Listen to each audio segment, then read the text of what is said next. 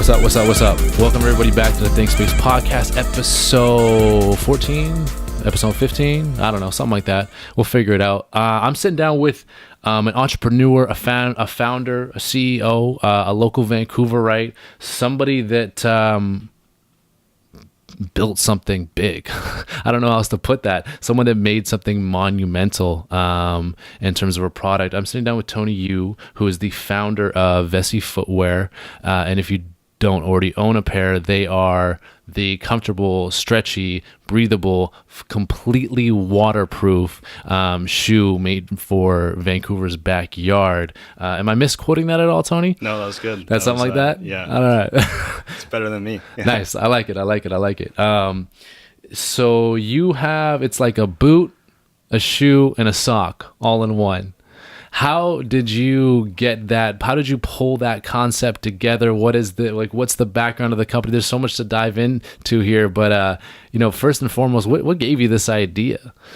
Yeah, so I can't take the credit for that one. Oh, no way. Yeah, I have a really smart co-founder, Andy. So okay, shout out Andy. Yeah, yeah, he's the guy behind it. He's the guy with the materials, and then the passion for shoes. I actually don't know much about shoes. More about marketing, but gotcha. Oh, so you're the business mind. Yeah, I'm the business forefront, business development guy. How to structure it, like the creative vision moving forward. But the actual science behind it. The actual science behind it is, I know about it now. But how it was developed from Andy first. Okay. He retooled the entire manufacturing process, fit that new material into a shoe. Crazy. He knows everything about the shoe game. Got you. But yeah, there's three co-founders. There's myself, Michaela, and then Andy. So yeah. Your shoe is 100% vegan. What does that mean? I saw it on the web. Yeah. So that just means there's no animal byproducts, right? So in most glue they use animal fat. Oh, no way. In waterproof materials they'll use some animal fat in there as well. But we don't use any of that, so it's all like synthetic or cool. We call it creature free. So creature free. Yeah, creature free. I love it. When I think of vegan, I think of like Nam, or I think of skinny people from Vancouver. I don't think of a shoe, but no, that's awesome. Was that a big point for you guys? Like, was that a point of emphasis for you guys, or did that just kind of happen? The whole vegan thing. Yeah. So the vegan thing is.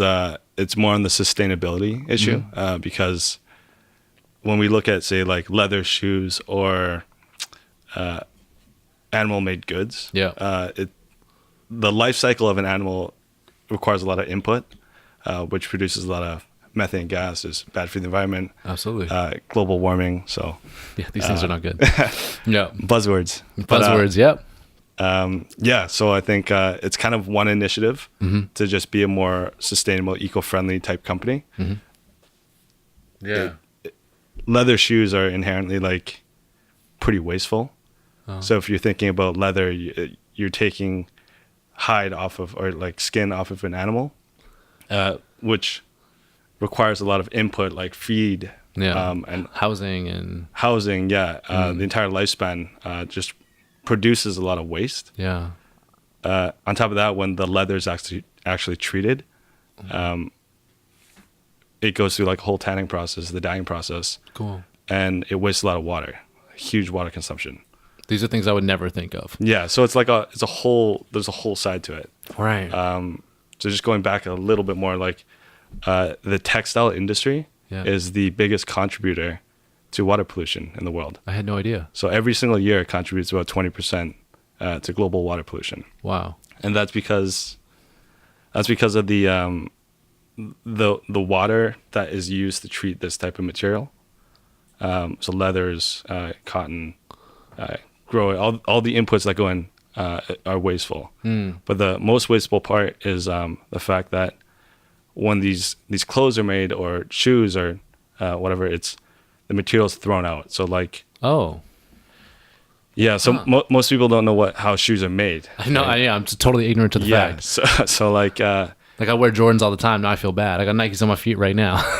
Nikes are trying to push for change too. So Nikes, Adidas, these big companies can like retool the whole manufacturing process and actually push to a more sustainable route. Yeah. It just needs to be more efficient in the production process. Oh, But okay. like if you take, say, a boot, the average varies between size, but it costs about like 3,000 gallons of water to produce each pair. 3,000? 3,000 Gallons? gallons of water. How many liters in a gallon? I don't know. 1 point. Some, what was okay. that? All Fact right. check. Fact check. Bree. One- Yeah, one she'll point- pull that up in a 1.8? second. No. I think it's more than that. Yeah, 3.7, right? 3.7? Yeah. 3.7. Thanks, Bree. That's unreal. Yeah. That's I can't even I can't, like, those are numbers I can't comprehend. That's It's a lot, right? like if you tell me a bathtub full of water goes towards, that's something I can visualize. When you say, a number like that, I'm like, how? So on average, a person is supposed to drink, or a average like American Yeah. Consumes about 10 gallons of water per day. That's like washing hands, flushing the Oh, toilet, okay. drinking water. Yeah. Between 7 and 10. So take 3,000, divide that out. Fucking real. That's That's a lot of water. That's right? ridiculous. Yeah. So in contrast, your process does not have those necessities. So, yeah, kind of. So I'll go back to like how a shoe is made. Right? Yes, so please. a shoe takes like, or a leather shoe, for going back there. Imagine like a square piece of leather. Yep. But that leather, after all the tanning process, all the treating chemicals that go into the water, gets flushed out into the ocean. Now it's cheaper to not treat that water because in countries that the textiles are produced, they don't have these mandates to actually treat it. So it's cheaper to flush it out. Yeah. Right? They don't care about. Yeah. Doesn't matter. Yeah. On top of that, the animal goes through a normal life, right? Gets cuts on fences, scratches, and that creates like little notches in the leather that is not usable. Oh my gosh. So you take this big square, you draw a bunch of X's on there. Now what they're trying to do is like take this like cookie cutter almost and put it on the material Right. to trace it out. So they got to trace Wow. around that. All that excess material is thrown out. So you have like 30 to 40% of material that's gone, wasted. 30 to 40%. 30 to 40% of that. Oh my gosh. Yeah. Wow. So Adidas is actually pushing like an initiative to use better technology for less waste in materials. And they found on average, like if their manufacturing process is about 80% more efficient, 80% more efficient. 80% more efficient, that's coming out to be about 2 billion extra pairs of shoes per year. That's unreal. Just in North America. These numbers are crazy. Yeah. It's big, right? But Wow. it's things that people don't want to talk about necessarily. Yeah. Things that people should talk about. Like, this is like directly affecting, or it's about to directly affect all of us in climate change or, pollution. These are things that, water purity. These are all things that, like, for instance, I work in wealth management. I work at a sub branch called Ethic Invest.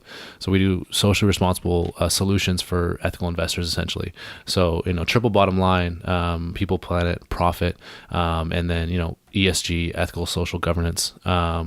It's very much aligned with what you're talking about. And a lot of, what we do is, seeking out these companies and finding, people that are revolutionary in their thinking, essentially. So, like, hats off to Adidas. Like, that was a huge step. Was there pressure on Adidas to do that, or was that an initiative they took up themselves? I don't know. Do you know? I don't know, like chicken and egg kind of thing. Right? Yeah, But like, yeah. I think when there's enough of a buildup to, there's enough like social pressure to make that change, you can monetize that pretty easily by tweaking existing production. So I mean, the market dictates how like small businesses or businesses will like develop in the future, and capital markets like let you profit off those changes. The market is the market is the market, right? Like, that's the ultimate driver. No, for sure. I mean, we can talk about Adidas. We can also talk about Nike, who came, under, a lot of fire lately, for some of their practices, and they have in the past, obviously, just with their workers and their manufacturing process and yada, yada, yada. I didn't know of anything of that nature with Adidas. So to see Adidas come through, and obviously there's a green movement, just generally in, Western society, and, with companies like Tesla emerging, and so on and so forth. But I didn't see a direct like incident. This is not like a PR stunt. This is not like, or maybe this isn't a reaction to something that happened. So I mean, like, hats off to them. But I want to come back a little bit. I want to get into your story, and I want to get into Kickstarter hang on. Just, I guess, to finish off that story. Yeah, please do. Yes. Yeah. So Adidas is using this thing called they use the 3D knit technology. Okay. Yeah. Basically, they don't have that cutout waste, 30-40%. That material is not gone. So they use less material to produce the same type of shoe. Now, which in turn gives them more shoes. But yes. More shoes, less water to actually process that material, the textile, less waste. Less waste, yeah. Right. So we've gone a step further. So our new production method, we don't have like an exact number, but it's about 97% more efficient. Which, if you take like existing knitting machines, it takes around 45 minutes to make one pair. Yeah. For our machines, it takes about 7 minutes to make the same pair. Is this technology that you have spearheaded? So we've developed it. Yeah. And that's how that's like one of the processes that we make our shoes. Wow. So instead of like trimming and throwing away, we make like the full shoe. It comes out of a machine. It goes through a process and then becomes the shoe. Becomes the shoe. Yeah. One shoe, like another kind of initiative is like, it's the one shoe that you can wear all year round, right? So it's like, you don't need a boot. You don't need a leather boot. You can wear the shoe in the summer because it's highly breathable. It's comfortable. It's on trend, hopefully. So hopefully, yeah. It is right now. Hopefully it is in the future as well. Yeah. It looks that way. So your process is different. You've developed new technologies to essentially craft the shoe in a more efficient way. Where is the shoe being made, and where is it sold besides online? Like, you have to excuse my ignorance here. Yeah. So we make in Taiwan. Yeah. That's where our factory is. Yeah. And funny enough, like, Taiwan is the home to all the other shoe companies in the world. That's where they all started. It's like Nike started in Taiwan. So there's a lot of like, it's called like tacit knowledge to actually build shoes. Shoes are made by hand for the most part. So there's like gluing involved, stitching, all these things. Tacit knowledge is like passed down through generations. Yeah. So we have that in Taiwan. That's where we set up a factory. And yeah, decent quality. It's not going to get knocked off too easily. Totally. Because it's separate from China. And that's where we sell them. Or that's where you produce them. Yeah. And then we sell online. So we're direct to consumer. Awesome. That allows us to kind of control that experience directly. Control that messaging. You're fully in control of your own brand. Yeah, it's like a vertical retail model. So vertical integration. For those that don't know, how would you describe your model D2C, and what is vertical integration? Yeah, vertical integration, where you kind of so you'll control the manufacturing, what's produced. You control how you sell it. Basically, you control the entire vertical that you're in. Typical other brands, I guess, they've gone the route of going through distributors, where you're handing off a product to another person, and then now they're trying to re-engage your existing message. Right. And it's like playing telephone through like 1 million people. The messages get lost. In 1,000 stores, yeah. So this way, like, want to keep everything close right now. We're almost a year old, and you're only a year old? Yeah. So the shoe company's grown quick. No shit. God damn. Okay, yeah. Yeah, we started last year, and then when last year? Around late November. That's when we launched on Kickstarter. What? Yeah. Oh man, I thought you were gonna say January. so yeah, November. Started November. But God then our Kickstarter finally ended, like January 20th or January 12th, I think. This year? Of this year. Of 2018. Yeah. And then gotta rethink shit. God damn. That's when we're calling our like true birthday, because that's like when we really finished. So you're founded in 2018. Yeah, we founded in 2018. throughout that time, like we were just on pre-orders, and then we finally caught up to. So we started shipping in April. Yeah. Caught up to pre-orders September. So demand was going up, and then we try and keep up with production while getting it into our warehouses in like Illinois, Vancouver, one here. Yeah. And filling the one in Hong Kong. So we have 3 DCs. How have you been able to, like, has scalability been an issue for you? Did you expect this growth? We were prepared for it, but no. Not really. Yeah. Like shoot for the stars kind of, or? The mark, like it was there if we could scale up, but we didn't think we would like grow this quickly. Yeah. Yeah.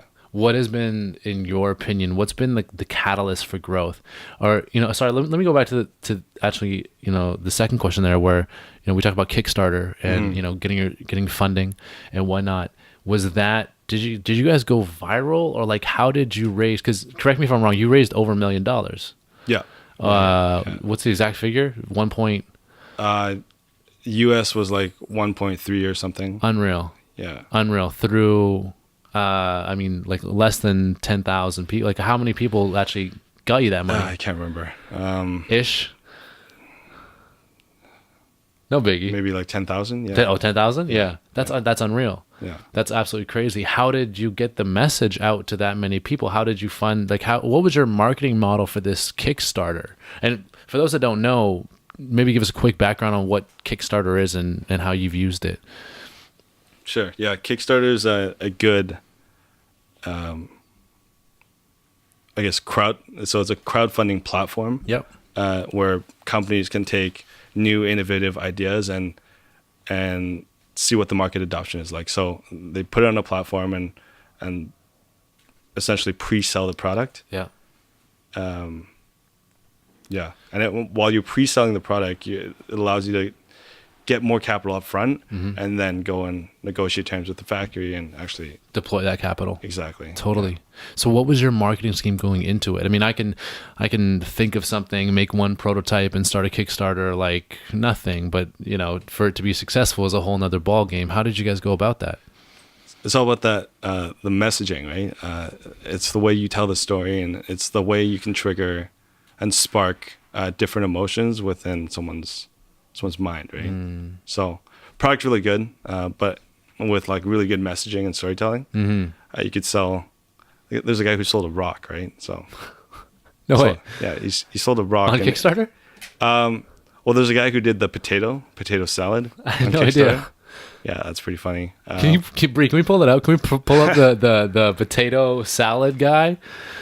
Okay, so it's all about messaging. Bree will pull that up in a second. Yeah, it's all about messaging. Where was the rock on no, Kickstarter? So the rock was like early 2000s or something. This guy, he sold a rock and he made like $1 million. Yeah, selling the rock.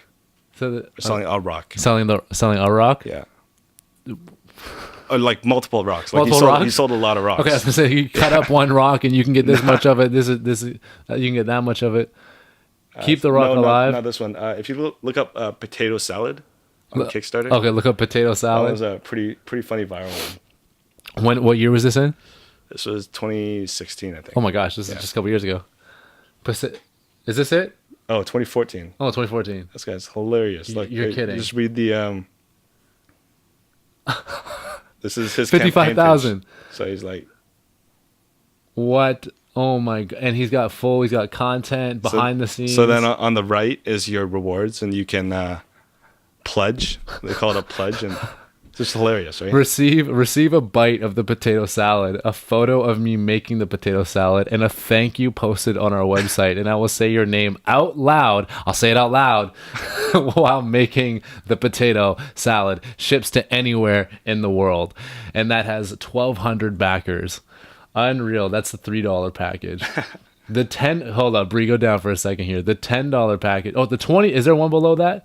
There can't be more than a $20. Okay, the $20 is Potato Madness. Receive a potato salad theme haiku written by me.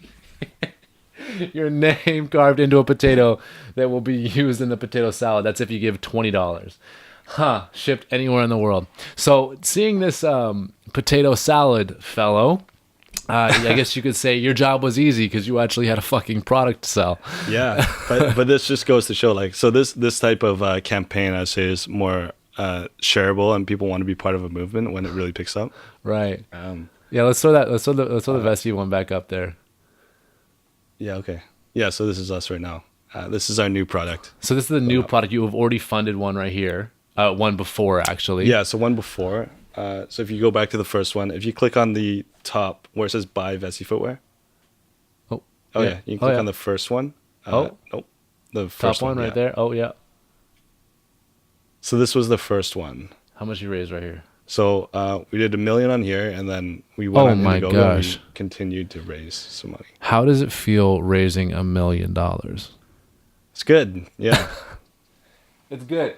You said it's good. It's good. It's not a bad feeling. Yeah, it's definitely like benchmarks, right? So on Kickstarter, I think like the percentage of people who raise $1 million plus is like 0.05% or something. There's only probably a couple thousand people that have ever done it. Yeah, so it's good. But if you know what you're doing, you structure it right, you market it right, then. So what was your vision behind the brand here? Because obviously everything is super clean. What was your vision behind the brand, and how you crafted that message? What was your message for the company? For the company as a whole. Yeah, just trying to make like really comfortable, stylish shoes with full utility. Full utility, as in I can wear it everywhere and anywhere. You can wear it pretty much everywhere, but still have that comfort. Still, like, you wear it to work. Yeah, you could wear it to the bar and like not be afraid if you spill beer on it. Yeah. Or if you're, a lot of people are nurses now and they're buying it because they get blood and totally all these things on their shoes, but they want comfortable shoes. So, found this market. What ends up happening, even if people don't wear it in the rain, is they try and find like the ponds, or they go places they're not supposed to go. Right, because they have the shoe. Because they have the shoe, right? So it's become more of like a lighthearted, like fun type brand. Yeah, totally. And you'll see it like all over our social. Like we have people tagging us all day long, and they do crazy things with the shoes, doing stupid stuff or whatever, right? Yeah. I mean, it's crazy. I mean, just on that last one there, you had, I mean, you've raised, I think it was like 833,000 of your $33,000 goal, which I just think is hilarious. Right.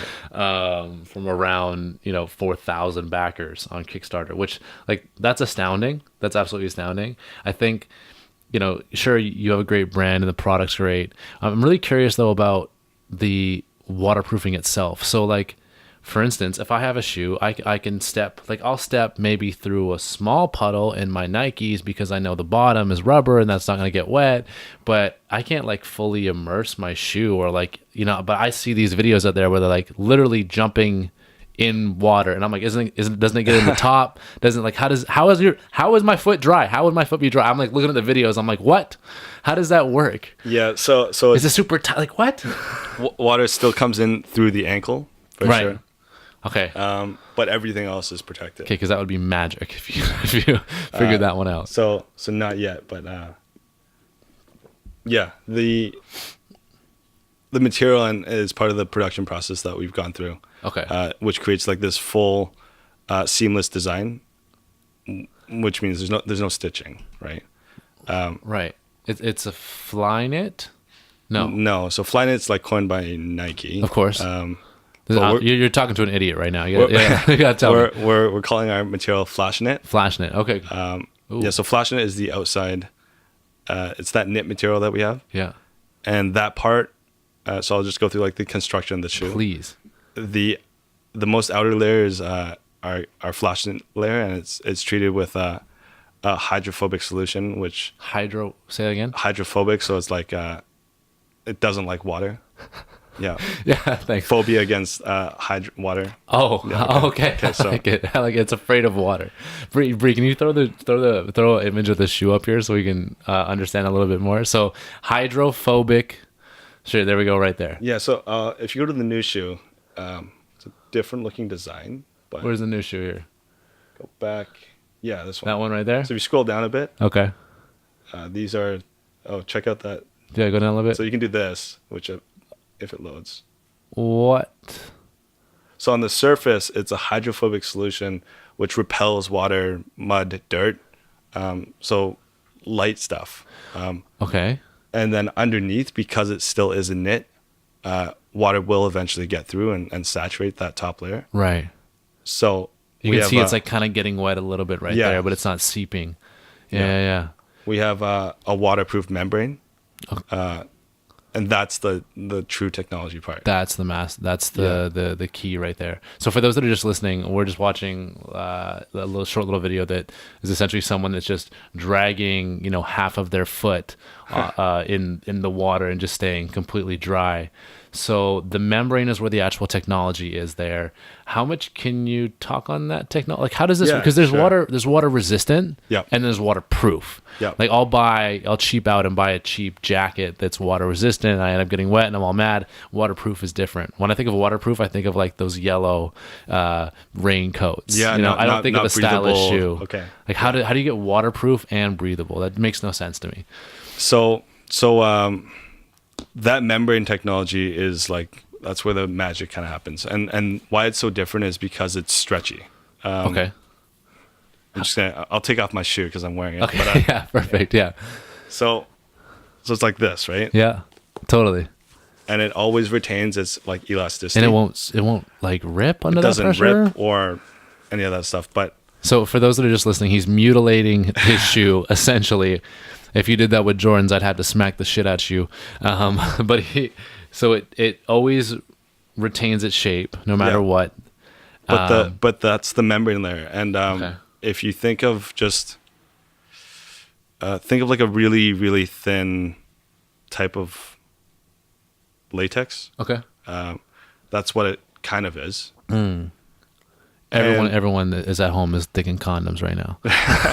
Sure. Yeah. Okay. But it's a condom that only allows water to come. It doesn't allow water to come through, but it allows, say, like moisture, like vapor, sweat, and heat to dissipate from the other side. Bro, you got to make condoms. That would change the game. Trojan would be done. Durex, get the fuck out of here. Oh my gosh. We got to implement that technology. Back to the drawing board. Don't worry, we won't put this out for a while. You guys go get that project, get the Kickstarter out, and we'll keep this on lock till then. Throw some condoms. I like it. I like it a lot. Okay, so that's the what would you say? The top of the shoe, the side of the shoe. What is that called? So that's the whole shoe actually. Okay.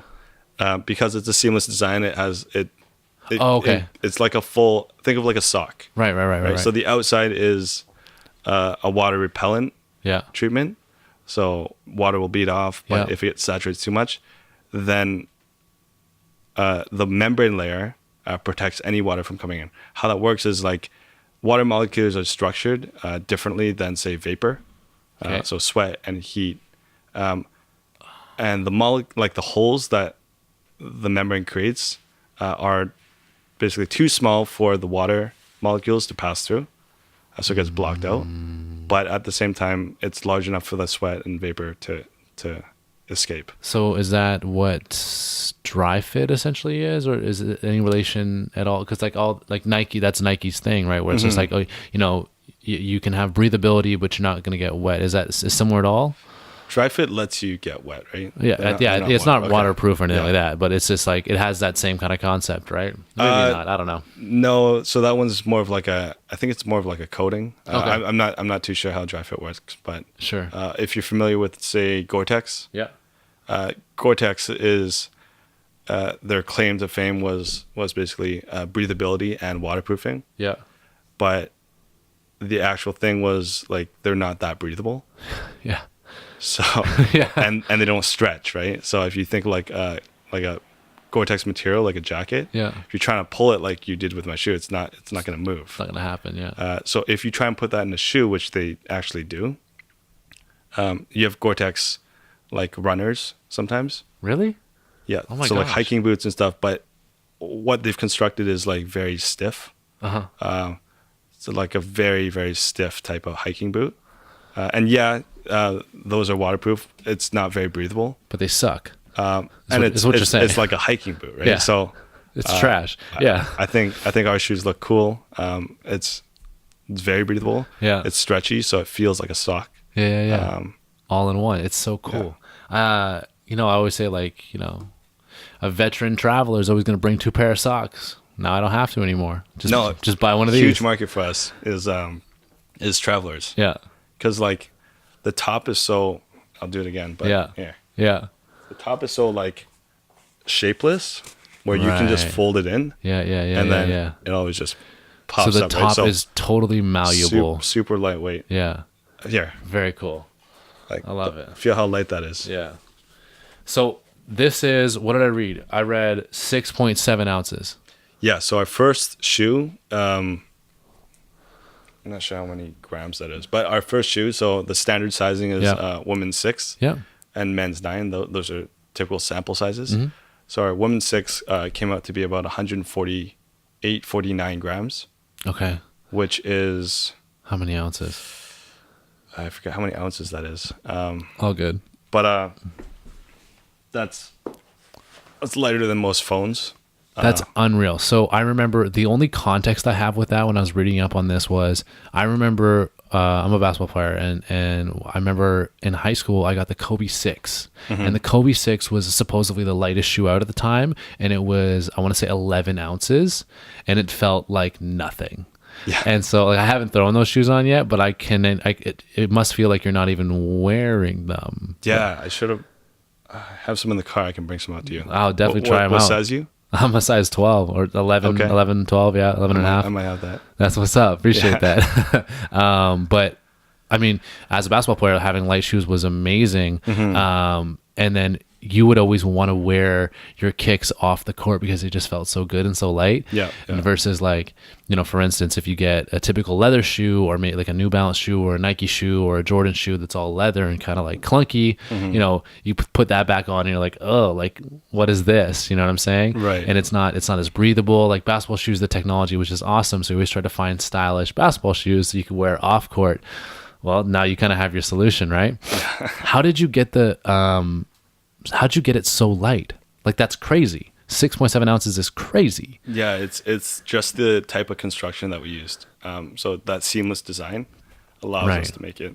The threads must be like half the weight. I don't know, like because there is actual thread. Like, just do the laces, I should say. Does the lace do anything? The laces do stuff on the new shoe. Okay. They like kind of pull up the side panels. Oh, okay. To give you like lateral stability. Right. Because you need lateral stability? Well, side to side a little bit. I don't know. Run away from We're not making like V cuts and shit. So like, like maybe I get it. Yeah, maybe if you're jumping off rocks or whatever. Yeah, that's cool for sure. So they're not just all aesthetic. They're a bit of both. Yeah. Got you. I got you. What did you guys? What was your inspiration for the style of the actual product itself? I know you guys have a couple different models. There was definitely a new wave of, I'd say probably like led by Adidas and whatnot with that kind of like, sock fitting, very malleable and stuff like that. Where did you guys get your style inspiration from at all? Or even, where'd you guys get your inspiration from? Yeah. Andy's like really into shoes, so he's a sneakerhead. Yeah, Are you a sneakerhead? I'm not, unfortunately. Oh my gosh. I'm like one of those guys. I wear one pair of shoes all year round. So well, you can wear your own pair of shoes all year round, so that works pretty well for you. Yeah, for the new styles, we made it kind of a wider base. We're trying to go for like a minimal look. Yeah. Something that's not too flashy for the everyday person. Yeah. So that was the inspiration. Did you have any styles that we were like modeling particular after? Ones or anything? I do like the look of the NMDs. So on the new ones, Adidas. Bree, can you throw that up?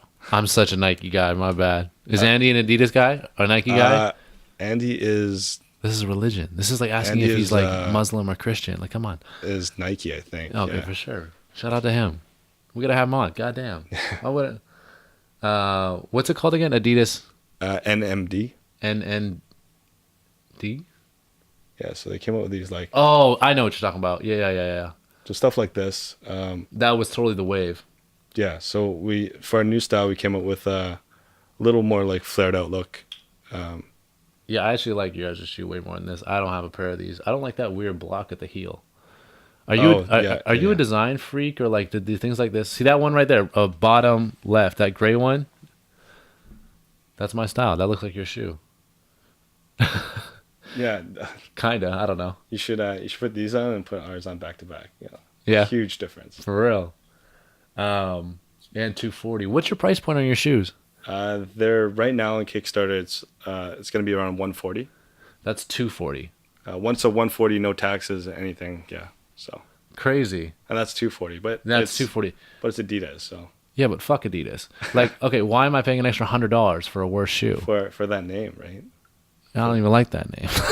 Yeah, go for the Nikes. But if you scroll down, there's so that's like kind of what we're going for. Totally. Go down a bit more. I'm sure we have some photos. Did you guys try to emulate the Yeezys at all? We didn't. No. It's just it's like if it's a knit shoe, they end up looking kind of similar. Yeah. But our black shoe, you can't really see in the images here. Oh, it's sandproof as well. So if you're walking your dog. Doesn't the sand get stuck? The sand is just coming off right there. Doesn't it get stuck in the actual fabric? What No, the it fuck doesn't. What's going on here? Like it's the worst when Some you're walking fucking trickery right here. through a beach and you pull off your shoes and you get like sand between your toes. Yeah. You don't know how it got there, but unreal. That is so fucking cool. we have so it's a tri-tone knit. So if you actually look closer into the shoe, you'll see 3 different weaves of 3 different. So like our blue shoe has 3 different blues. I see. Which is pretty cool. Crazy. So that blue one right there. That blue one right there. So if you look closely, there's actually there's 3 in there. Okay, yeah. And then this one is our laceless design, and then we have an undertone, which is kind of that white that you see. Right. We can make that any color. So Very cool. Very cool. So listen, man, I get it. You have a kick-ass shoe and you've raised a ton of money. And that's awesome, right? But I think what, I'm interested in, what a lot of the listeners will be interested in is, how a shoe is not a simple thing to make. Like I can go out and say, not to knock self-hired, but like I can go out and say, I'm gonna make t-shirts, and I can print up t-shirts really easy. I'm gonna make bracelets, and I can make a bracelet really easy. To make a fucking shoe is a serious endeavor. How did you even become interested in this if you're not even a sneakerhead in the first place? Yeah, so I see the vision, right? But Andy is the product guy. I don't know anything about shoes. So he'll educate me. He knows the entire production process. He's the one actually designing the shoes as well. Oh, okay. Wow.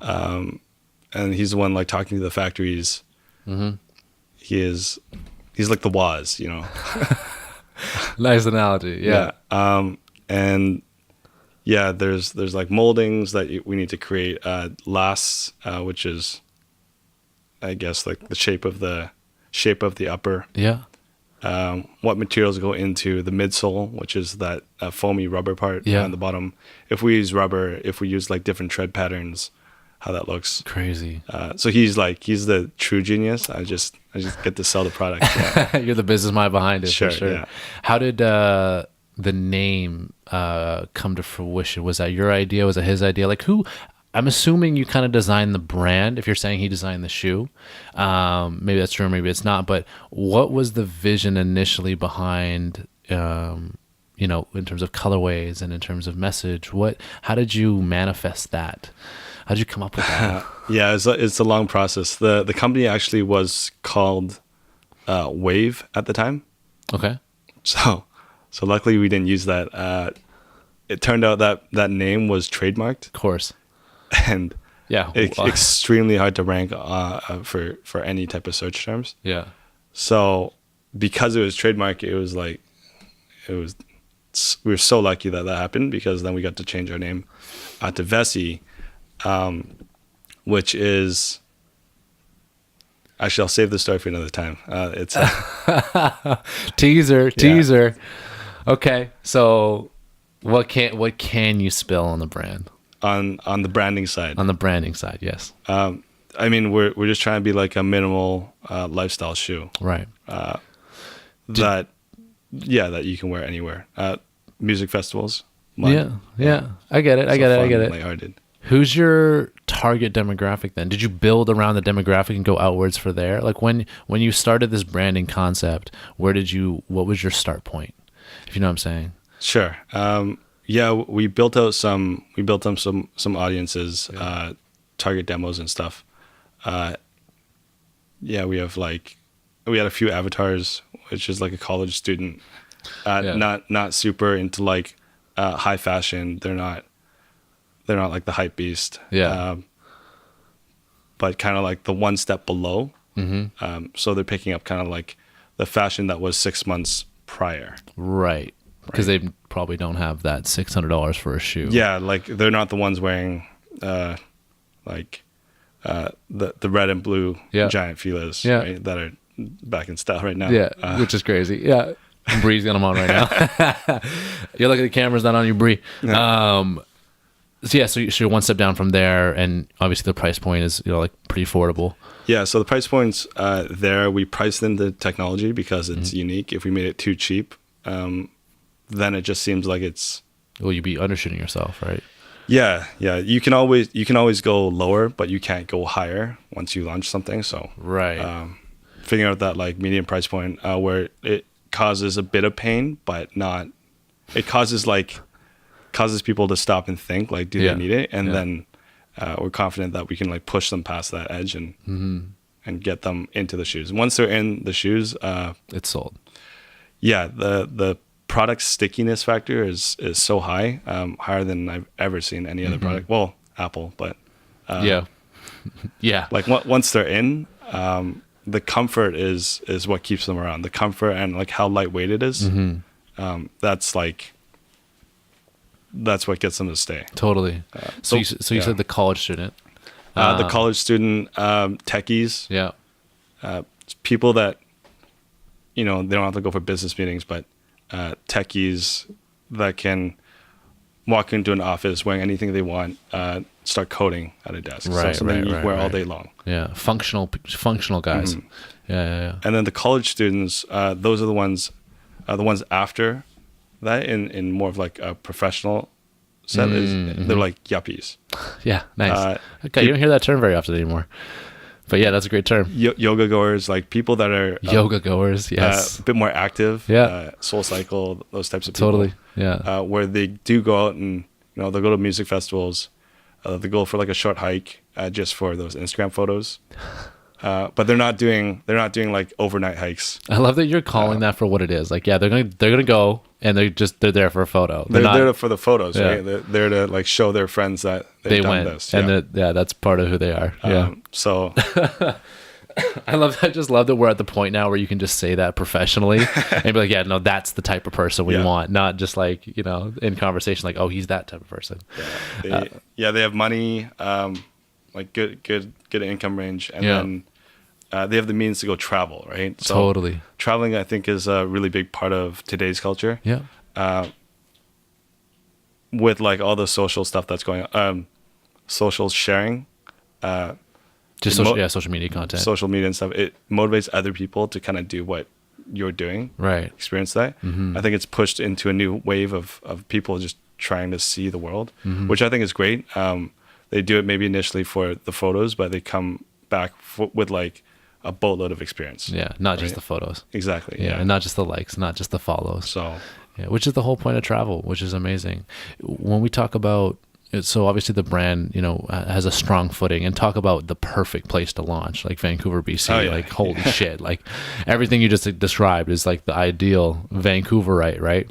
Obviously into tech, into, lifestyle and active and all that stuff. But when we talk about a little bit more on the advertising, the marketing side, how much a lot of companies will go towards the non-traditional route now. For instance, you're not gonna find a company or you're not gonna find a small to mid-sized company that's gonna go out there and shell out, $1,500 or up for a billboard or for an ad on the side of a truck. Everyone's gonna go out and buy those influencers or buy those sponsored pages or those sponsored stories or whatever it may be. What was your method of attack? I mean, this early, in my mind, you're much older than a year, and I don't know why. I'm thinking like you're a 5 or 10 year company, but you're not. So your approach has obviously had to be a little bit different than what a traditional footwear company might have been. Yeah, I think again the stickiness of the product is good, and it's organic sharing, right? So, well,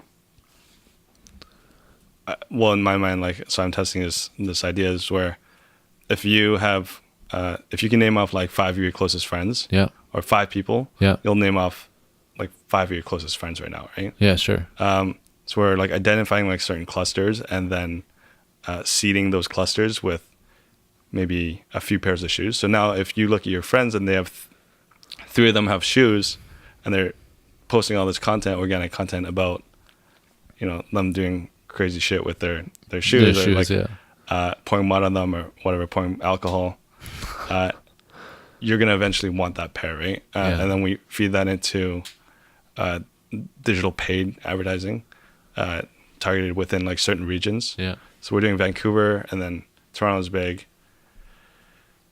Yeah. So it's almost like it's an omni-channel like marketing strategy. And then we go, another step is when we've kind of identified that we've saturated most of that market, we'll come in with a pop-up shop. So more of like an experience center where there's a lot of people that now know about your brand, but they want to try it on, because shoes are hard to purchase, right? Like you want to interact with the product. Yeah. So you want to create that experience. You want to create those like emotional connections within someone's mind. Yeah. And I'm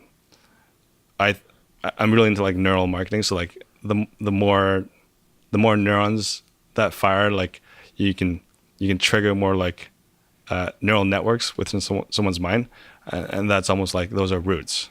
Those are roots to ideas. And memories. Memories, exactly. Memories, emotions.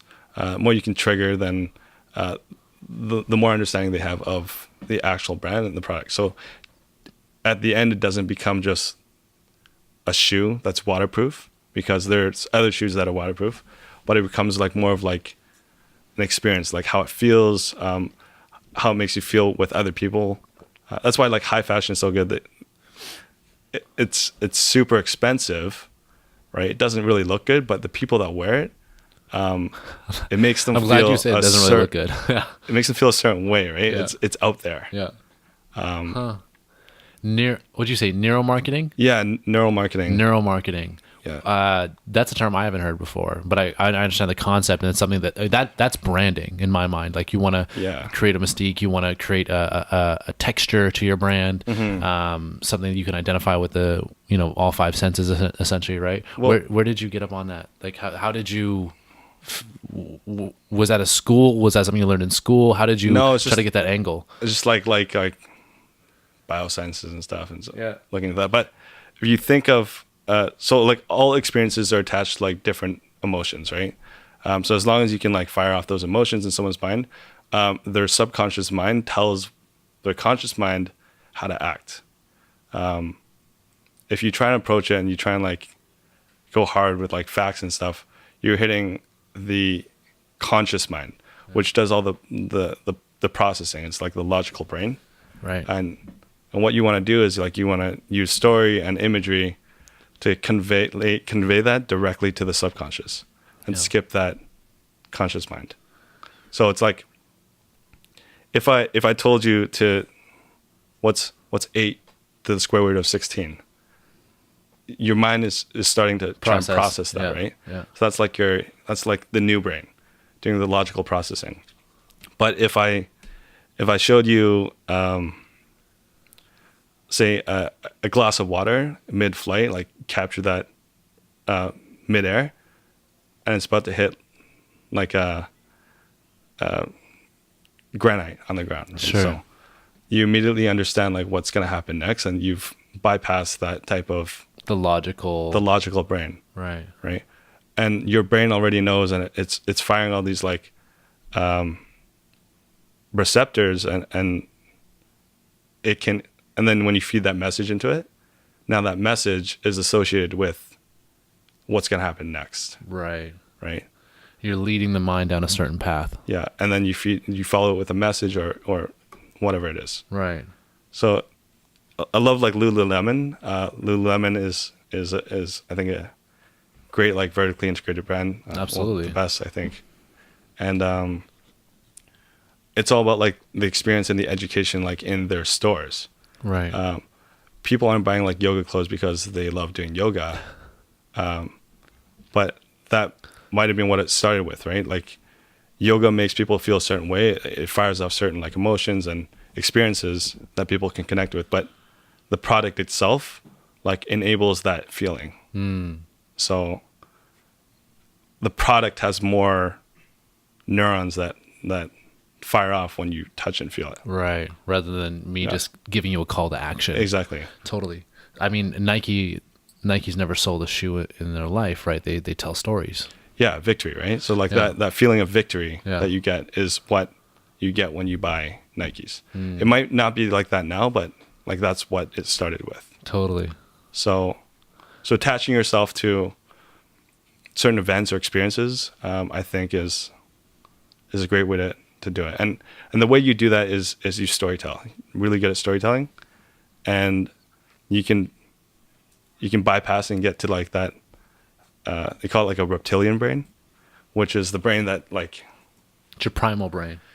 Yeah. I mean, we've been around for what, like 500,000 years, and that's the brain that has survived all these things. It allowed us to evolve and allowed information to get passed down through generations. People were like writing on walls and telling stories that way. So your brain is more adept to like intaking that information and processing it like within like your visual cortex without having like visuals, without having advertisements, without having like you don't have to see it, but it's like it'll manifest in your mind. Right.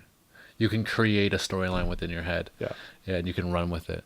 Very, very interesting, which then motivates you in a different way to purchase products or to take a certain call to action or adopt a certain lifestyle. Like how many people that buy Nike runners are runners, in fact, not very many. How many people that buy yoga pants, buy Lululemon, actually do yoga? Probably 1% or 5% or whatever it may be, right? Yeah. What is your story as a brand? Or what's the story you're trying to tell, should I say, rather? How are we trying? I don't know if you want to give this away. That's hard because it's something we're also like figuring out ourselves like as we grow. Because if we've only almost been, it's almost been a year, like a full year. Fucking crazy. So that's unreal. That's so unreal. Sorry, yeah.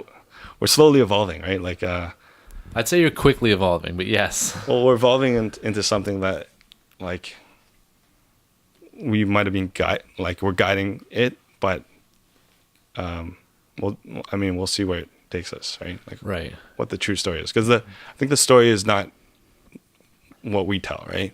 It's what the customers tell. Wow. Right. It's like the customers tell the story of the brand. Right. Right. We're only here to like guide it to, like we're trying to guide the story, but if the customers want to take it in a different direction, at the end of the day, it's their company, it's their brand. Wow. And they'll take it wherever they want. Wow. So. And then as a consumer, I feel as if I almost have ownership on the direction of this product. You do, right? Like it's your choice if you want to use straws, right? That whole straw movement. Oh, that's a good point. What's a straw movement? Sorry, what?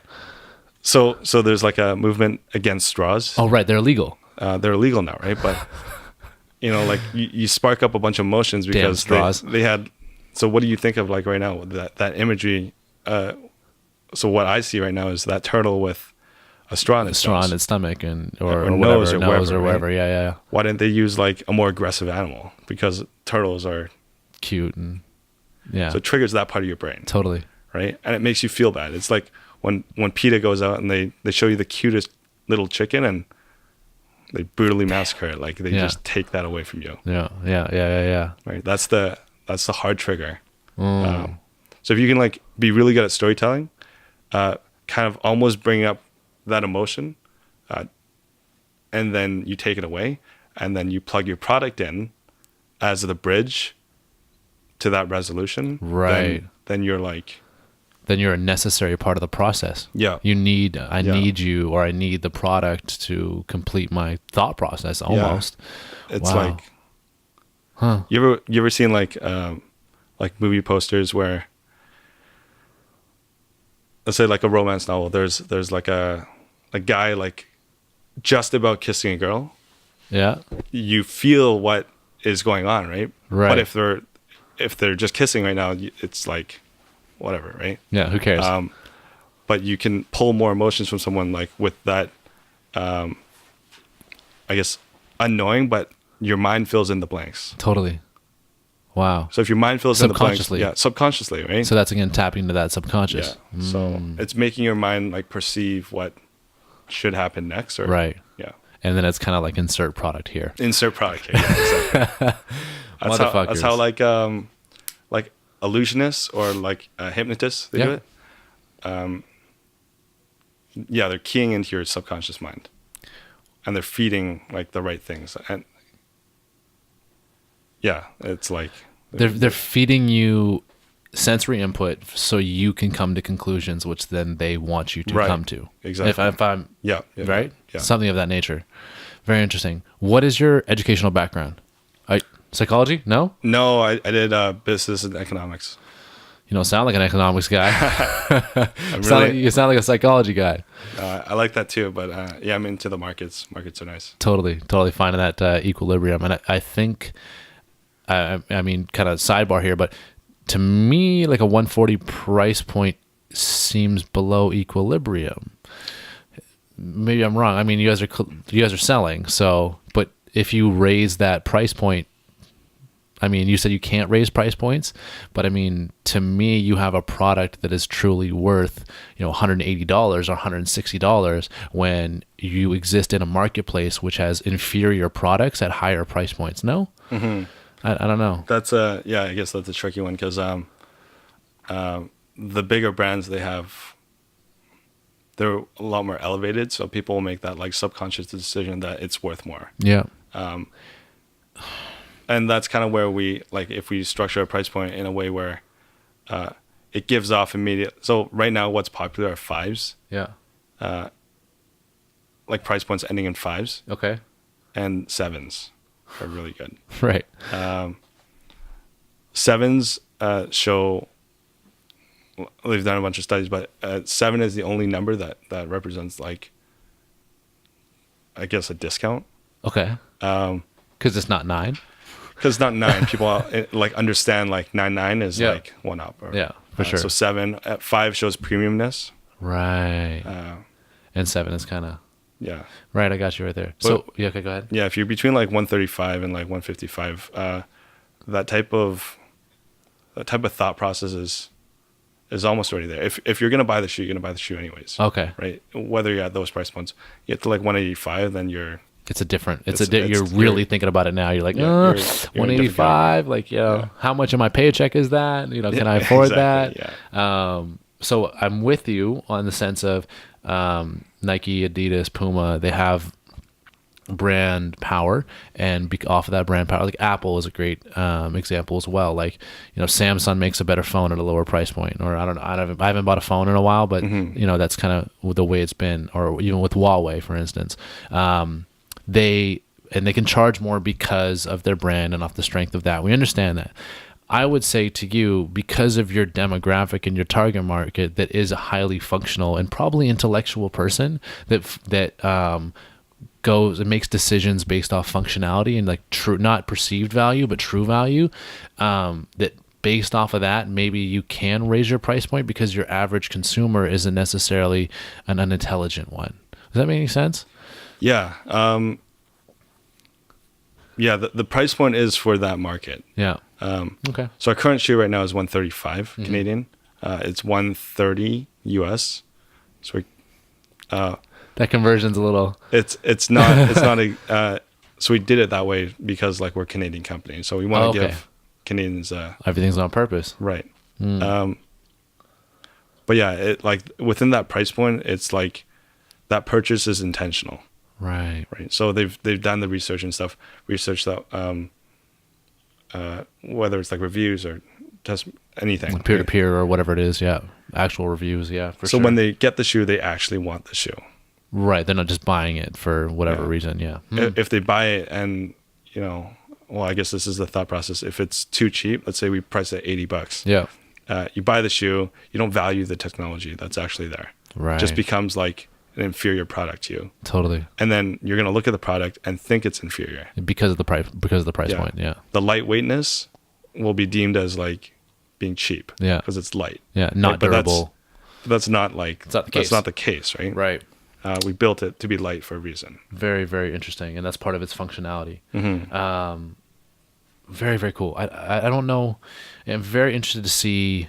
This is a very holistic thought process. You have to come into, like, people don't understand the level of depth and intimacy you have to have with a product to like truly think about a product. And like you said, how is this going to engage a consumer's subconscious mind? How is the market going to react to this? Then you talk about price points, and that's not even talking about manufacturing. Like, fuck, there's a lot that goes in here, right? Obviously. And maybe in 2018, where we're in an entrepreneurial age where it's cool to be an entrepreneur, these are things that people just don't think about. I can put entrepreneur in my Instagram bio and all of a sudden, woohoo, right? People don't think about these type of things. Right. What would you accredit? Obviously, there's a wealth of knowledge that you've just blessed us with, but there's a wealth of knowledge here that was acquired somewhere or maybe multiple places. Was it college? Was it a mentor? Like, what really put you over the hump into being like, no, now I can run a successful company, or now I can launch a successful product? Is there one thing you kind of accredit that to? Or a multitude of things? Just like curiosity, right? Just like always be curious. It's the curious people that will go one step further to like understand like how that works, right? Like, how's that water bottle? How did you get the label on the water bottle? Right. So if you can visualize how that's done, or you can go and there's a wealth of information.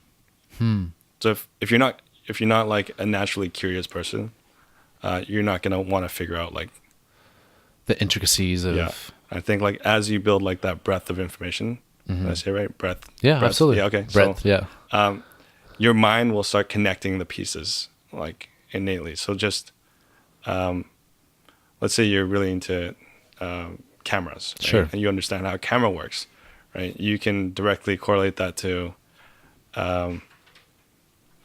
maybe like photo sensors in cars for autonomous driving. But you'd have to be interested in cameras and like that as well, and that the technology of driving autonomously, like, so or then understanding like an RPM band in a car and how that relates to torque. Totally, right? yeah. But then visualize how the gear ratios work, right? For that to actually.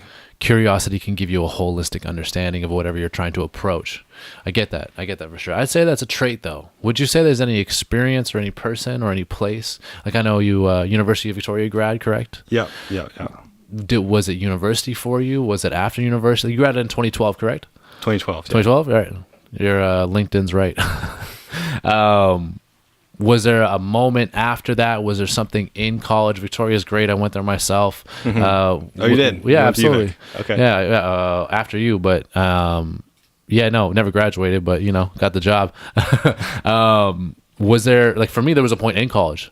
Like, there was a point in college where I was like, I kind of, because I have a curious mind, that environment stimulated my mind to a certain point where I could put the pieces together, which, essentially led me to dropping out and going and getting the job that I wanted after the degree. Right. However, it was that environment that fostered that. Would you say there may be a similar situation, or not at all?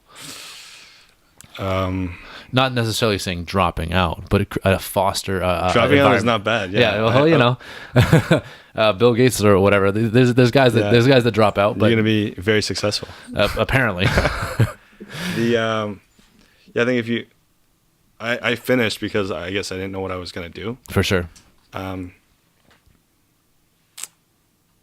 just surrounding yourself with like intelligent people, I think is really important. Finding a good mentor who can kind of lead you down that path, and who has like done it, who has like experienced those hardships, and that person can look back and basically point out the potholes, so you don't have to step in them and trip and fall. Do it twice. Yeah. Yeah. Totally. Was there a person like that for you? There's always people, but it just depends on like what stage of life you are at, like currently. So you can have like a mentor that's, say, Bill Gates, right? Sure. But even if you asked him, or he'll answer any question like to the best of his ability, like 100% honest. If you're starting like way down here and he's up here, you can't, like, whatever he tells you is not going to be of value to bring you up to that level. It's a different language. Yeah, you just don't understand it, right? Your mind will not process that. So you need to find someone that's kind of where you want to be within like 2 steps. Right. See the path that you want to get to. Yeah. And find that person to bring you up to that next level. Right. And like, hopefully you guys go up together, but you kind of hitch on and you continue to grow, and maybe you can find mentors together. Yeah. I think that's a mistake.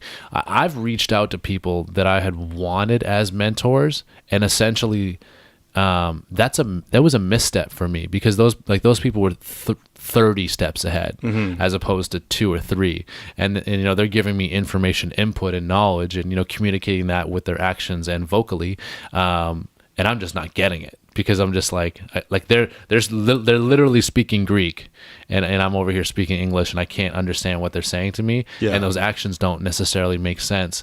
And I remember being in situations where I'm like, a mentor might sit down with me and say, listen, you're not going to get this right now, but just, this is what's going to lead you up 3 steps. And then once you're up 3 steps, we can actually communicate on a level that is, that is tangible for you. Right. So is there anyone you can point out, or anybody that, you don't have to say names or anything, but was there a stage where that was really necessary for you? Google's great. Yeah. Google's really good. For the first company, I just talked to a lot of people. So first company, I made this company called Nanotips. Right. We made like a liquid solution that makes any glove touchscreen compatible. And spoke to a lot of scientists, chemists. Yeah. And they would like divulge a bunch of information. I just go and like trying to understand that to the best of my ability. If I didn't, then you ask questions, right? So leading back to curiosity. Totally. There's a lot of people who are afraid to ask the right questions, and they'll sit there and they pretend to understand what you're saying, but there's only one person that's missing out, and it's the person that's not asking the questions, right? So ask questions. You have Google, you can ask. Google can point you to the right people, or like LinkedIn or whoever. Like, you reached out to a few mentors, and just surrounding yourself with like really intelligent people will always elevate you. Yeah, I mean, and there's different types of intelligence too. I mean, someone that is obviously not a mentor, but someone that I look to as an icon in culture is, a person like Elon Musk, that is obviously 1,000 steps ahead of my current thought process. But however, like, I almost look at those types of people, or those types of mentors, if you will. I think like mentors is kind of a buzzword. But those types of people as like, just like lighthouses way down the road, right? Where it's just like, we're going to kind of try to steer our ship in the right direction based off what this person's doing. And they're not even communicating with me directly, but we're going to try to like find that path to this shining light, if you will. Was there a person like that? I mean, for me, that person, is Elon, because of what he's doing in business and how he's, disruptive technologies. Is there a person like that for you, an icon, so to speak, that you're look to essentially? Yeah, I love what Elon is doing. Ray Dalio is really good. Who's that? Ray Dalio. He owns it's called Blackwater. Why do I not know that? Oh Ray Dalio is like the investment. He runs the biggest hedge fund in the world. Okay, yes, I should know this, but yes, please, yeah. But his understanding of markets is like, he's a mathematician. No, he's By not. trade? No. I'm thinking of someone else. Whatever. Oh, Bridgewater. Bridgewater. Sorry. Thank No, you. Blackwater. Yeah. Bridgewater. Yeah, there you go. Yeah. Yeah, and right now he's been putting up a lot of videos because like he sees himself at that stage of his life where he's like, I guess reinvesting his information back to like the next generation. Yeah. I think he calls it like it's like 3 stages to life, and he's like kind of on the last stage. Yeah. Very cool. Yeah, so he's an open book. Yeah, Elon's great. Mm-hmm. I think I saw. What did I see? I think I saw on your Instagram you have a. Do you have a flamethrower? Is that what I saw? Did I see someone with a flamethrower? What the fuck? Yeah, got a flamethrower. Not a flamethrower. Sorry, it's not a. It's not a flamethrower. It's not a flamethrower. Yeah, it's a flamethrower. What is it? What do they sell it as? Did you have one? I have one. Yeah. Oh, it's in my car. Fuck yeah. Yeah. What do they sell it as? It's is it sold as not a flamethrower? What is it? Sorry. Yeah, it's sold as not a flamethrower. No, we'll bring it out. We'll bring it out Yeah, for sure. It's pretty funny. Why buy one, and how cool is it? Like, what's the point of not a flamethrower? That was like a very impulsive purchase. Yeah, so I'll walk you through so I saw it on Instagram. I was like, oh shit, that's really cool. It has to be fake, right? Yeah. So I do like a quick minute search on like if it's real or not. People said it's real, so I Googled like how much a flamethrower costs. It was like $1,500. And how much is this one? It was $500. What? So I was like, all right, it's Elon. I gotta buy it. Yeah. It's Elon. I gotta buy it. Do you drive a Tesla? I do. Yeah. Nice. Awesome. So I made the purchase. Nice. I like it. Yeah, but it shipped in like. I like just got it. Sweet. So it's still a fun toy. Yeah, it's kind of fun. Shoots flames. I guess. There's no real practical use for it. I'm surprised there's not like regulations around that. But oh yeah, the flame is pretty short. It's like 3 feet. Well, that's a meter, so decent. But you can look like real flamethrowers, or holy shit, that's like 30, 40, 50 feet. Okay. All right. Fair enough. No, I get it. Fair enough. Like it's a domestic flamethrower, if you will. Yeah, it's like Yeah, it's one for the whole family. Fun for the whole family. On that, what do you see from the information you're getting and the culture that we exist in? 2018 was a crazy year. We had trends like, veganism and vegetarianism come in. Obviously, you have an all vegan shoe, pretty kick ass. Economically, there's global trade wars going on. There's so much technology is being disruptive. AI is incredible. Blockchain is incredible. It seems like within the last 18 months, we've had so much introduced into our world that it's just been incredibly disruptive. Elon being one of those figures. What do you see in your mind? Is there any like macro trends or anything that's really on your radar that you're trying to focus on a little bit more in 2019 and 20? This actually might be coming out on New Year's Day, so that's a great question. But is there anything like 2019, 2020, 2021 that's really on your radar? The recession coming up.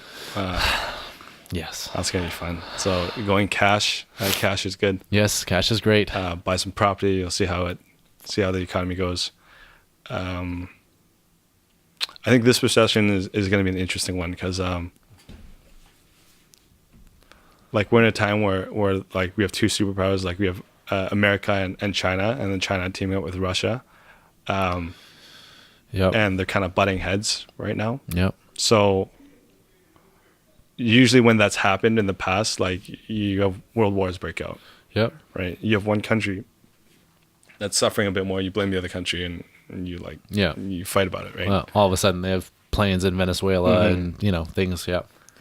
But I think it's kind of already happening right now through trade wars. Yeah. We can't go through like a nuclear warfare. We just like end everyone, right? So we're at that stage. It's not going to work. Yeah. But economic warfare, you can crush a country pretty bad. Well, I mean, tariffs are going from 10%, I believe, up to 25% on China. It was. I might be making those numbers up, but it's something around there. An additional like 25%. An additional 25%. It's unreal. Things, yeah. That's crazy. Yeah. That's hard to even fathom. And one of the things that's different, I think, in my perspective, is everyone sees this one coming. Yeah, so we're aware. Usually it doesn't come when everyone sees it. Exactly. And obviously there's, Trump kind of has set off, I gotta be careful what I say because, this is my field. Right. But, Trump has kind of set off a little bit of a time bomb, in terms of policies and whatnot. So I just, whenever it does come or however it does come, maybe it's a bad time to be a startup. No? Yeah. Yeah. We'll see how we'll go. We have a good cash cycle within our company, so I'm not too worried. Cash cycle, describe that for someone who doesn't know what that is. Like cash. So because we're direct to consumer, we get paid out immediately, so we can use that. And then we have good, very favorable payment terms with our factory. Okay. So it gives us. So you can pivot quickly if needed. Yeah. Got you. So we can do that. Got you. But I guess AI is interesting. All that machine learning. In the world of superpowers, I think China has really already won, and they'll be the next, they'll be the most dominant force for the next 50 years. Yeah, it's crazy. Have you heard of Singularity Net at all? No, I haven't. There's yeah. Well, trust me. I don't want to make this a 3-hour podcast. It's integration. It's ethical machine learning integrated with blockchain technology. Okay. I'm going to leave it there because that's a long conversation. Yeah. That I'm frankly not knowledgeable enough. But there's a lot of new companies and there's a lot of money to be made. There's a lot of technology to be discovered. And that Singularity Net is a lot about, rather than, for those that don't know machine learning, you essentially give a computer a set of information to learn from and then, make judgments based off that. Would that be somewhat of a... Yeah, you have to teach this machine. You apply inputs. And you give a learning set. Yeah. Right. So rather than giving it a learning set, it's Singularity Net and the concept behind ethical artificial intelligence is we want to treat it less like a set of codes and more like a child where it's going to grow. So what's ethical for us now is not going to be what's ethical for us in 20 years. What's ethical, what was ethical, 100 years ago is so far from what is ethical now. So it's not so much about, okay, this is what's ethical now, learn this. It's, okay, how can we learn and grow with this machine or set of code to build out something that's malleable and so we can change as we as a human race change, which I think is very, very interesting and paramount for our survival as humans, right? Because at some point we won't align with our own morals as we almost always never do. And, that machine, if you will, might recognize that. I don't know how deep you got into the artificial intelligence hole. Yeah. Not that deep, but it's good. I like the machine learning aspect though. But, totally. I guess why I said I think China's already won in this whole superpower race is because they have connected information. So you're talking about data sets being applied to the machine, and then we're both on level playing fields, America and China.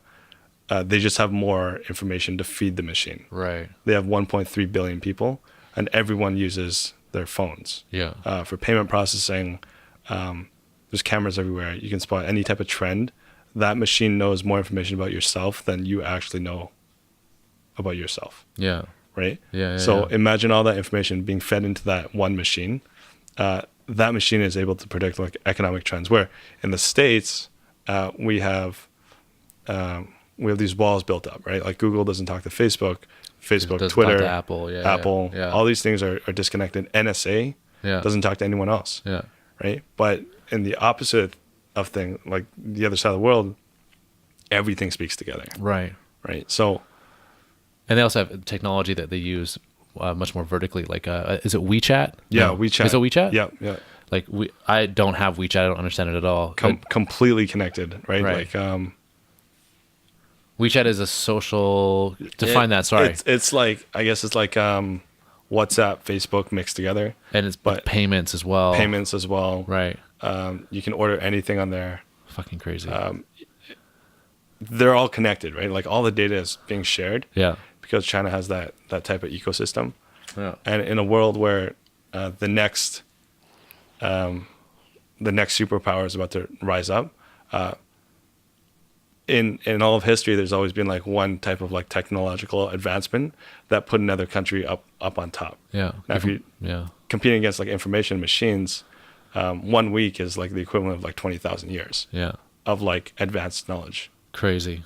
So they have that much more. Like even if like America decides to open up the gates and feed all this information into this one machine, they'd be like a million years behind. Yeah, it's crazy. So they can predict like new economic trends, like how to manipulate them. Yeah. How to vary interest rates and loan rates and stuff like that, or it's gonna go way beyond that, right? Because like those are only that's like super surface those level. Are like two levels, right? That's like two levers. But yeah, that's kind of thing. If you look back in history, it's like the British had gunpowder and they fucked up the rest of the world, and they went and colonized everyone. Yeah. But then, like America had nuclear warheads, so then they were the next superpower for a while. Right. And then you had also the British before they had steel ships. Right. And they fucked up China pretty bad. Yeah. Right? And then in all these economies, like all throughout history, you have these like superpowers, or you have the superpowers that they're so locked into them being like the best in the world that they're too slow to change for that new technology, right? I think that's kind of what happened with the States, which is kind of sad, but the political system didn't change with like the advent of social media, right? So we can go and we can manipulate like how that media works, and now Trump is elected. Mm-hmm. So with that type of like democracy, you go 4 years down one path, but then because polarity works the best in the political game, you go like 4 years back. Right. So you don't make any movement. You don't actually progress. Like it goes Democrat, Republican, Republican. Yeah. And they try and tear everything that the other person did. Yeah. In the past, right? There's a broken political system, no doubt. So that political system is typically like a very old system. Yeah. It worked for getting them from like the 30s onwards through the entire like industrial revolution. Yeah. But it's not working now, today. Yeah. Right? And for that to change, it generally takes a country to fail. Yeah. Before they actually make that move. You look at China, they were like dominant for like thousands of years. Yeah. And then they had to collapse before they like reformed. Yeah, as a superpower, they've reformed in a way where they've reformed to like within the advent of this whole new social like technology. Right. So their political system can move and like vary in that way. Which puts them 50 years ahead. And again, time is of the essence, right? This isn't like this thing where... I think, so that whole race is over, I think. It's already won. It's already won, right? And it's meanwhile, we're thinking it's just starting. It's already over because all that information, that those machines, there's no cap on it, right? If they're always processing this information, like 24/7, 7 days a week, and they can do it like multitudes faster than what you and I can. Yeah. It's exponential. It's like taking like a caveman and feeding it with like all this technology, but like the machine is thinking like in present day. Yeah. That's kind of like, I think where we'll go. Crazy. I think like the next technological advancement will be like the space race. Yeah. So Elon's pushing that forward. I mean, if we can get to Mars first, then... Well, people are trying to get back to the moon. Yeah, I mean, it's crazy. So. We just went through a dark age there too. You know, it's like when you just said, feeding all this information to a caveman. What just came to my head was a congressman actually questioning Google CEO and Mark Zuckerberg. Right. I remember. I don't know if you saw that at all. Those clips where it's just like, so if I take my phone and I walk over there, does Google know that? And he's just like, well, it depends. Like, you might have an app that you opted in so you can see location services. And like, no, you're not understanding my question. You make $100 million a year. I think you can answer this question. And it's just like, it was like, you don't get it. You have no idea what you're talking about. The political system is like, it's run by old people, right? Yeah. And the old people, like, so I always see, I guess there's like two ways of aging. You age physically. So biologically, like you deteriorate, less red blood cells, all this stuff. And then you age mentally. right? Yeah. So it comes to a point where your brain will stop taking in like new information, or it doesn't want to. It can't process that new stuff. I think that usually happens, or it starts to happen when you have kids, because Ooh. it's just we're just humans, right? How we've like succeeded to like live on through these thousands of years is like storytelling and like passing of information. So when you have kids, your previous life before that, it's kind of it's set. Like you've made it. You've like completed. you've completed. Yeah. Like now you have an offspring, and then now you are trying to feed that information back to your child. So Wow. Your mind is like less malleable. Yeah. Your reptilian brain has changed. Yeah. Wow. But yeah, obviously, if you like, you educate yourself further and further along, you can still grow mentally. I've seen like 70-year-olds like use their phones like better than my parents, for example. Totally. That's fucking interesting, man. I never thought about it that way. I don't. I have no kids on the horizon. I have no kids right now, so I'm all good. But I can totally understand that. Fact check for sure. I don't. Well, no, like that makes. Yeah, like I'm totally a fact check guy, but like at the end of the day, logically that makes sense. I think a lot of things in life actually do come down to just like how well can you think about things on a first principles basis. Elon again, and how well can you reason with that information that you get from processing things on a first principles basis, right? Like things maybe aren't as complicated. They obviously are, but on the surface level. And then how can you like? What's your methodology in processing that information that you get, if that makes any sense? I think that just simply saying that if you have a child, then just naturally your main objective is no longer growth personally, it's external growth in your child. So that makes, you become a teacher, right, rather than a student. How much can we bypass that? Very interesting. Have you heard of neuronet? Obviously you have. No? Yeah. Yes. Yeah. Okay. I was like, God damn, this guy, you have to have. Yeah. That's wow. Cool. The wizard hat, I think that's what they call it now. That's the nickname for it. Will you be one of the first to get it in? Probably not the first. An early adopter? You'll be an early adopter? Nah. Yeah, maybe kind of on that like first hockey stick trend, but yeah. Interesting, huh? Crazy. You know, that's almost a conversation for another day because that'll go deep.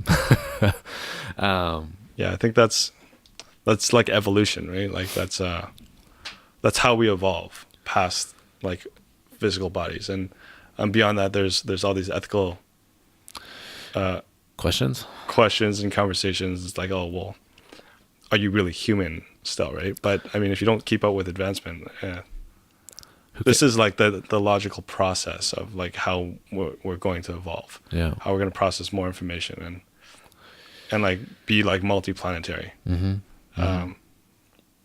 There's a physicist, Japanese. I forgot his name, but all good. Yeah, he talks about like the different stages of humanity, or like life. Yeah, and how they survive. And there's, I think it's like the third stage where you come to the point where you can like have mass extinction if let's say so we have like nuclear warfare, right?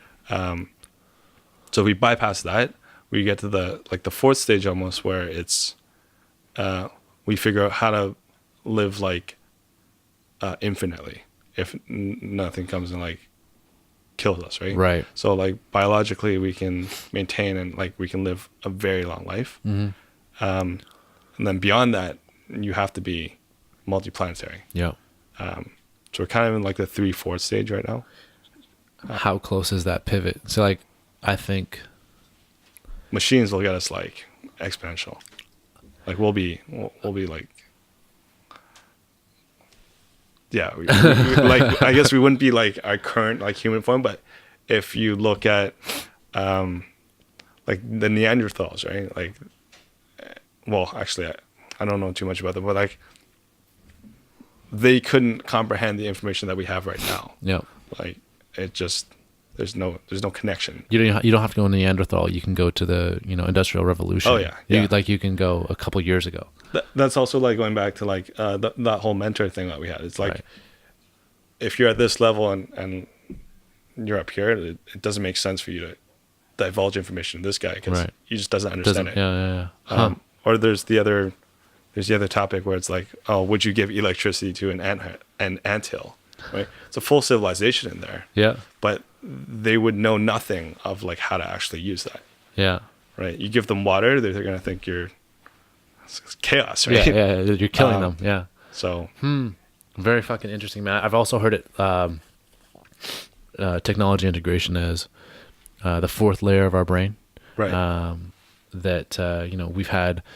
If you look at our evolution from monkeys essentially and apes to now, there's been a specific point where our brain has expanded in order for us to reach the next level, if you will, of civilization, and that this technology integration might just be the fourth layer of our brain Right. that we get to.